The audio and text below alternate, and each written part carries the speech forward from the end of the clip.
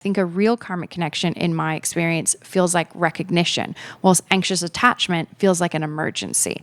So you can have both at play, but I think you're able to distinguish if both are at play. If it's just anxious attachment, you're not going to have that recognition and that kind of activated feeling or like the settled feeling of your nervous system. It's going to feel really intense and like you want to get out. And I think sometimes we think getting out is like, I really care for them. Because I've had moments where it's like, oh my God, I just like want to be with them all the time. But in reality, it's like, that's my brain being like, real bad person. So I'm going to explain a totally different scenario now.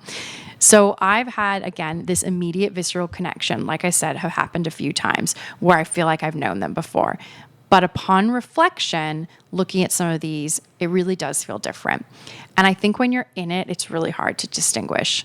But now I look back when I talk about that first story, I'm clearly more grounded. It feels familiar. There's this deep feeling for this person that I cared for, and it feels very solid.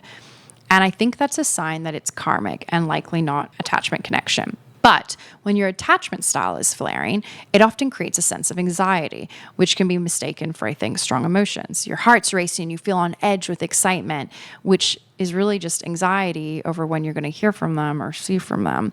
You're just constantly thinking about them, and it starts to feel like these deep connections and feelings you have for this person, when in reality, you're kind of in a state of anxiety. And I remember there was this guy I met in 2022 in New York.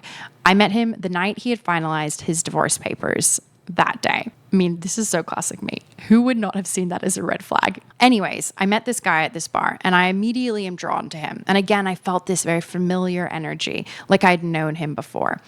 It got very intense very early on, and it was these just big emotions. And at the time, I felt like something bigger was going on. And I even remember speaking to my naturopath at the time and her suggesting it could have been some type of karmic connection. Upon reflection now, I do not think it was at all. I think I was in a huge state of anxiety. I was so stressed and I just wanted to be loved and wanted this to work out. And I just felt so on edge that I thought this was deep connection. And I think that's where lines get blurred. Because when I look back on this and think of this scenario compared to the previous story I told, it feels just so different.